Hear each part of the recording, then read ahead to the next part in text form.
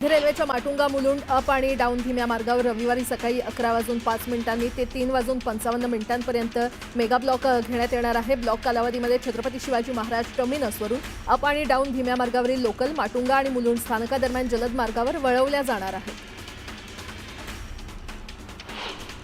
राज्याच्या परिवहन विभागाने स्कूल व्हॅनसाठी 13 विद्यार्थी आणि 1 चालक असं धोरण अखेर मान्य केलेलं आहे। यासाठी शिवसेना, महाराष्ट्र वाहतूक सेना आणि अखिल महाराष्ट्र राज्य विद्यार्थी वाहतूक महासंघाने 8 वर्ष सरकार दरबारी पाठपुरावा केला, त्याला अखेर यश मिळालेलं आहे।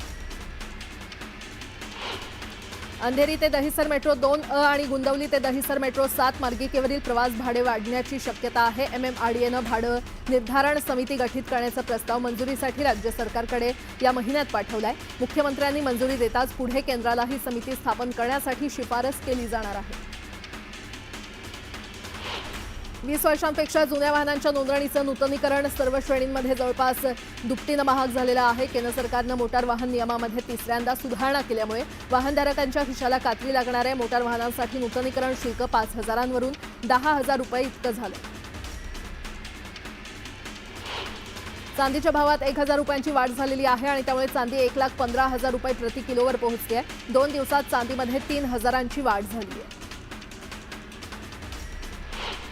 मानवी आरोग्यावर कबुतरांचा होणारा परिणाम अभ्यासण्यासाठी राज्य शासनानं तज्ज्ञ समिती गठीत केली आहे। मुंबई उच्च न्यायालयानं 13 ऑगस्ट 2025 रोजी दिलेल्या आदेशानुसार ही समिती स्थापन करण्यात आलेली आहे। समितीनं पहिल्या बैठकीपासून 30 दिवसांच्या आत शासनाला आपला अहवाल सादर करणं अपेक्षित आहे।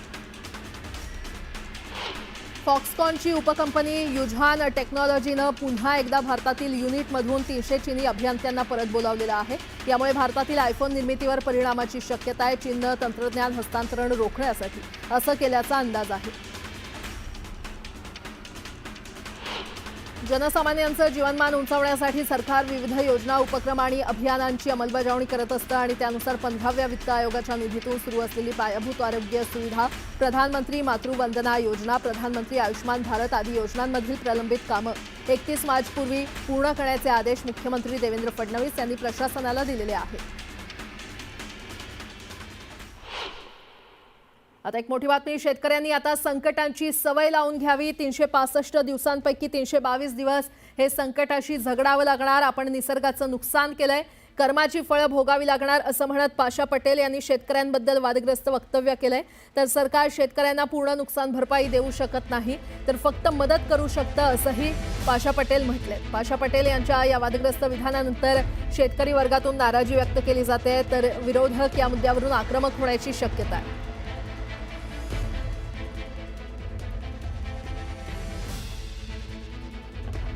आपण सरकारच्या वतीनं नुकसान भरपाई देत नाही, तर आपण मदत करू शकतो, फक्त मदत करू शकतो।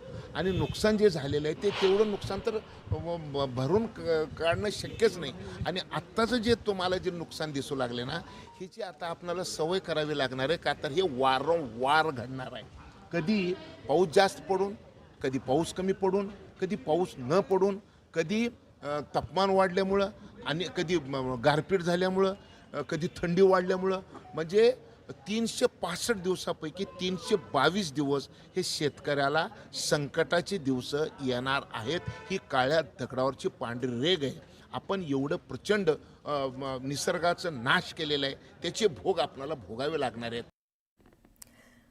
आता एक मोठी बातमी, मनसे अध्यक्ष राज ठाकरे पुणे दौऱ्यावर आहेत आणि राज ठाकरे पुण्यातील प्रमुख पदाधिकाऱ्यांची बैठक घेणार आहेत। पालिका निवडणुकीच्या पार्श्वभूमीवर राज ठाकरे ही बैठक घेणार आहेत। मोठी बातमी आपण पाहतोय, राज ठाकरे हे पुणे दौऱ्यावर आहेत आणि पुण्यातील प्रमुख पदाधिकाऱ्यांची ते बैठक घेणार असल्याचं कळतंय। पालिका निवडणुकीच्या पार्श्वभूमीवर ही बैठक अतिशय महत्त्वाची ठरणार आहे।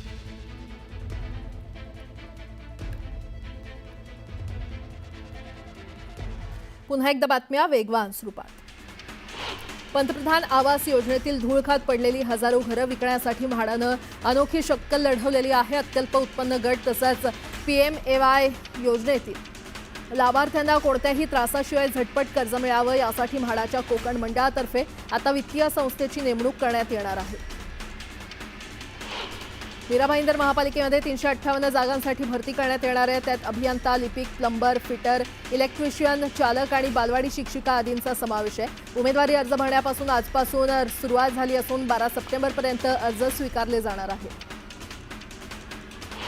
नागपूर महानगरपालिकेमध्ये एकूण 245 पदांची नियुक्ती प्रक्रिया यशस्वीरित्या पार पडल्यानंतर आता विविध 174 पदांसाठी पुन्हा मेगा भरती घेण्यात येणार आहे. 174 पदांची ऑनलाईन पद्धतीनं भरती प्रक्रिया येत्या 26 ऑगस्टपासून सुरू होणार आहे. यंदाच्या गणेशोत्सवात देखील जलप्रदूषण टाळण्यासाठी नवी मुंबई महानगरपालिका 139 कृत्रिम तलाव तयार करणार आहे. कृत्रिम तलावांच्या जागा परिमंडळ आणि अभियांत्रिकी विभागामार्फत निश्चित करण्यात आलेल्या आहेत. गणेशोत्सवासाठी कोकणात जाणाऱ्या चाकरमान्यांची गैरसोय होऊ नये यासाठी प्रशासनानं विशेष तयारी केलेली आहे. यामध्ये राष्ट्रीय महामार्गावर प्रत्येक 15 किलोमीटरवर सुविधा केंद्र उभारणार आहेत, तर 23 ठिकाणी रुग्णवाहिका तैनात केलेल्या आहेत. यंदा अपघात टाळण्यासाठी युद्धपातळीवर खड्डे बुजवण्याचा आणि वेगरोधक फलक लावण्यावर लक्ष देणार असल्याची माहिती वाहतूक विभागाचे अप्पर महासंचालक प्रवीण साळुंखे यांनी दिली आहे. जळगावच्या भुसावळमध्ये लाखो रुपयांच्या गांजासह दुचाकी चालकाला अटक करण्यात आली आहे. आरोपीकडून 2,05,000 रुपये किमतीचा 10 किलो 275 ग्रॅम गांजा जप्त करण्यात आला. पुण्याच्या बाणेरमध्ये पोलिसांनी 3.5 किलो गांजा जप्त केलेला आहे. पोलिसांनी या प्रकरणी 2 आरोपींना अटक केली आहे. गणेशोत्सव अवघ्या 4 दिवसांवर येऊन ठेपला असला तरी मुंबई गोवा महामार्ग ठिकठिकाणी खड्ड्यातच आहे. प्रशासनानं रस्त्याच्या डागडुजीकडे कानाडोळा केला असून हा महामार्ग वेळेत दुरुस्त झाला नाही तर गणेशोत्सवाला चाकरमानी वेळेत पोहोचतील की नाही हा प्रश्न कायम आहे. मुंबई गोवा महामार्ग आणि रायगड जिल्ह्यामध्ये होणारी गुन्हेगारी रोखण्यासाठी अत्याधुनिक कॅमेरे असलेली ANPR तंत्रज्ञान असलेली संकल्पना रायगड पोलिसांच्या मदतीकरता सज्ज झाली आहे. गुन्ह्यामध्ये वापरलेल्या वाहनांची इत्थंभूत माहिती मिळण्यासाठी मुंबई गोवा महामार्गावरील साई सहारा प्रतिष्ठानच्या पुढाकारानं ANPR हे कॅमेरे बसवण्यात आले. गेले 5 दिवस मुसळधार कोसळणाऱ्या पावसानं आता उघडीप दिलेली आहे. पंचगंगा धोका पातळीच्या आत वाहू लागल्यानं पुराचा धोका टळताना दिसतोय. जिल्ह्यामध्ये अद्यापही 50 मार्गावरील वाहतूक बंद असून 46 बंधारे पाण्याखाली आहेत. वर्ध्यात डिगडोह इथे यशोदा नदीवर पुलाचं बांधकाम सुरू असताना वळण रस्त्यावर रात्री भर पावसात बैलगाडीसह शेतकरी नदीपात्रात पडला. यामध्ये शेतकरी बचावला असला तरी बैल मात्र दगावल्यानं शेतकऱ्यांनी रात्री भर पावसात नदीपात्रात बसून आंदोलन केलं. शेतकऱ्याला आर्थिक मदत देण्याच्या मागणीसाठी हे आंदोलन केलं असून अखेर अधिकाऱ्यांनी आंदोलनस्थळी भेट घेत यशस्वी वाटाघाटी केल्यानंतर आंदोलन मागे घेतलं. मावळमधील देहू पालखी मार्गावरील पहिले 20वा ठिकाण असलेल्या पुरातन शनी मंदिरात शनी अमावस्या महोत्सव, पहाटे रुद्र महापूजा, रुद्राभिषेक करण्यात आला. तर सत्यनारायण महापूजा यासह दिवसभर धार्मिक विधी पार पडणार आहेत. संत तुकाराम महाराजांच्या पदस्पर्शानं पावन झालेल्या या शनी मंदिरात भाविकांनी मोठ्या श्रद्धेनं सहभाग नोंदवला. सोलापूरच्या बार्शीत पावसामुळे शेतीला फटका बसलाय. माजी आमदार राजेंद्र राऊतांनी शेतकऱ्यांच्या बांधावर जाऊन पाणी केले. यावेळी तात्काळ पंचनामा करण्याच्या सूचना त्यांनी दिल्या. पुणे शहराला पाणीपुरवठा करणाऱ्या खडकवासला धरण साखळीमध्ये 95% पाणीसाठा झालेला आहे. गेले काही दिवसात खडकवासला धरण क्षेत्रामध्ये जोरदार पाऊस झाला. दरम्यान आता पाऊस थांबला असला तरी धरणात समाधानकारक पाणीसाठा झालेला आहे आणि त्यामुळे पुणेकरांना दिलासा मिळाला. कोल्हापूरच्या सिद्धार्थनगरमध्ये 2 गटात तुफान राडा आणि दगडफेक झाली. रस्त्यावर बांधलेला स्टेज काढण्यावरून हा वाद झाल्याची माहिती आहे. पोलिसांनी मध्यस्थी करत परिस्थितीवर नियंत्रण मिळवलं. गोंदिया जिल्ह्यातील खजरी या गावी 3 ऑगस्ट रोजी एका अनोळखी महिलेची धारदार शस्त्रानं हत्या झाली होती. या घटनेचा उलगडा गोंदिया पोलिसांनी लावलाय. आरोपीनं महिलेच्या 7 महिन्याच्या मुलाची विक्री करून पैसे कमावण्याची योजना आखली होती. यासाठी त्यानं महिलेची हत्या केली असून या प्रकरणी 7 आरोपींना पोलिसांनी अटक केलेली आहे.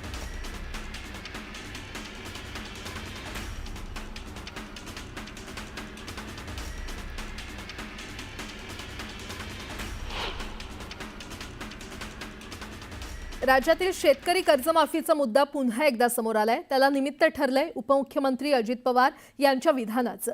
शेतकरी कर्जमाफीचं मी आश्वासन दिलं होतं का असा सवाल काही महिन्यांपूर्वी विचारणारे उपमुख्यमंत्री अजित पवार आता म्हणतायत योग्य वेळ आल्यावर कर्जमाफी देणार.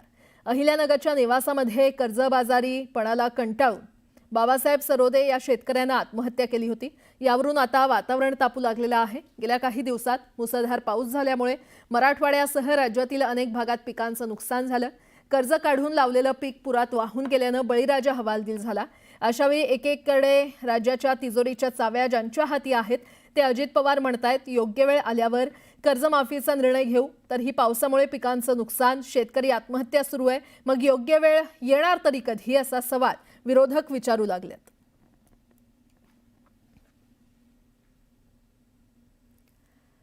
दरम्यान शेतकरी कर्जमाफीबाबत यापूर्वी उपमुख्यमंत्री अजित पवार यांनी काय विधान केलं होतं पाहूयात. परिस्थितीनुरूप आम्ही पुढचे त्या ठिकाणी निर्णय घेऊ. आता तशा प्रकारची परिस्थिती नाही. त्याच्यामुळे या वर्षी पण पुढच्या वर्षी पण घेतलेल्या पीक कर्जाचे पैसे भरा.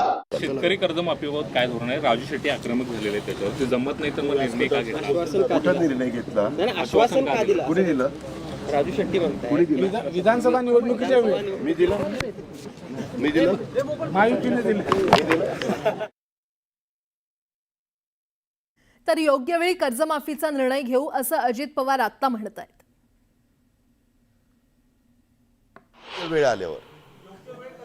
योग्य वेळ आल्यावर ते आम्ही सांगू ना.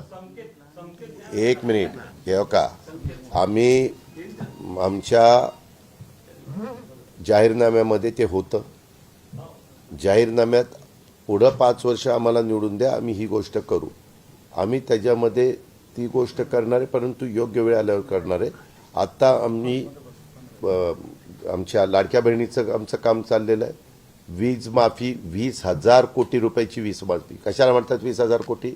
आणि आत्ताही आम्ही शेतकऱ्यांना काय काय केंद्र सरकार राज्य सरकार सहकार्य करतंय किंवा मार्ग काढून देतंय, ह्या सगळ्या गोष्टी सांगितलेल्या आहेत. मनसे नेते अमित ठाकरे आज भाजपचे मुंबई शहर अध्यक्ष आशिष शेलार यांची भेट घेणार आहेत.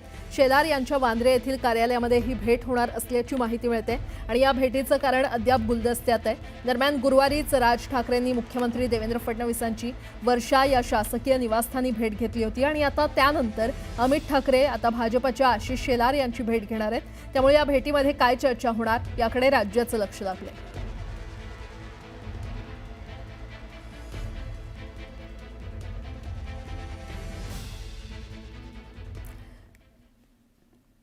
पुन्हा एकदा बातम्या वेगवान स्वरूपात.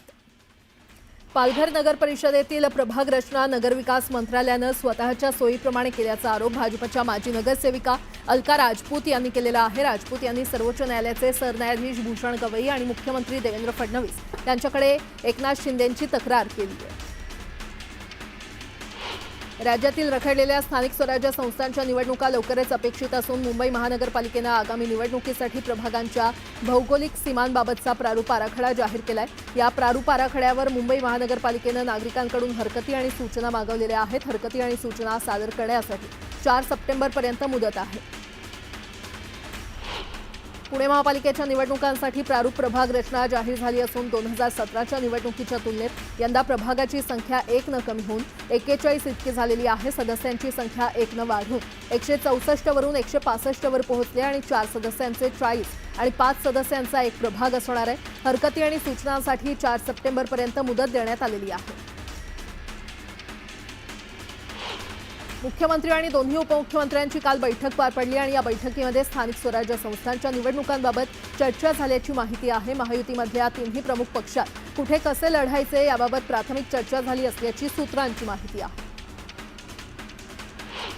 पंतप्रधान नरेंद्र मोदी 29 ऑगस्ट ते 1 सप्टेंबर दरम्यान चीन आणि जपानच्या दौऱ्यावर जात आहेत. जपानचे पंतप्रधान इशिबा यांच्या निमंत्रणावरून मोदी भारत जपान वार्षिक शिखर परिषदेमध्ये सहभागी होण्यासाठी 29 ते 30 ऑगस्ट दरम्यान जपानमध्ये जाणार आहेत.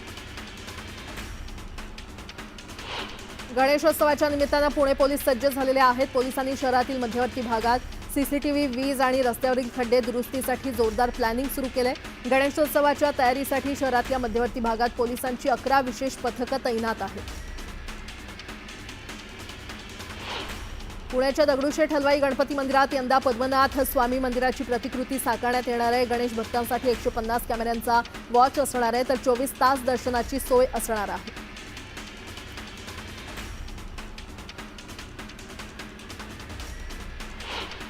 शिर्डीच्या साईबाबांना एका भक्तानं 56 ग्रॅम सोन्याचा कडा अर्पण केलाय. व्यंकप्पा घोडके असं सुवर्ण कडा दान करणाऱ्या कर्नाटकच्या भाविकाचं नाव आहे. दरम्यान साई संस्थांकडून भाविकाचा सत्कारही करण्यात आलाय.